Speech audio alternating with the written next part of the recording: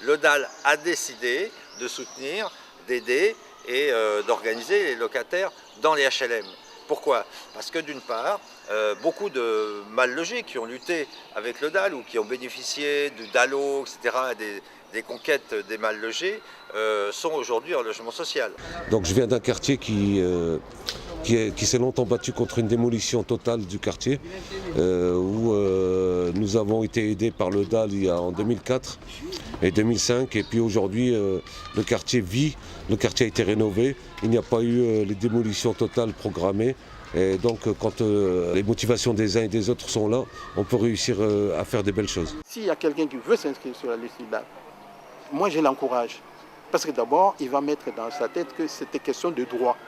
C'est-à-dire quoi? C'est-à-dire que le locataire n'est pas seulement là pour payer le loyer, il est là aussi pour être bien logé. Quelles sont les conditions d'accueil dans un logement? Ça, c'est très important. Et les ascenseurs sont en panne. Les gens vont vivre comment? Surtout, il y a des enfants. Donc, il faut que ça soit bien entretenu. On demande l'arrêt des expulsions, on demande une amélioration des conditions au niveau des travaux, au niveau de la vie dans les résidences.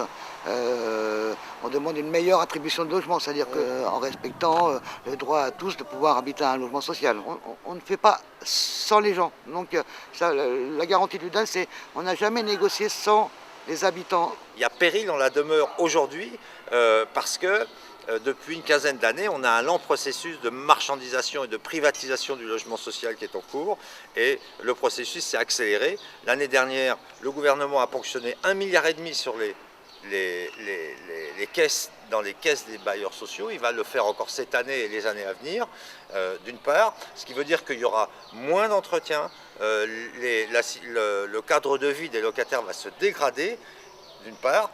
D'autre part, il y aura moins de capacité de produire du logement social. Vous êtes locataire HLM. Les élections des représentants de locataires HLM, c'est cet automne. Chez tous les bailleurs, nous avons des droits.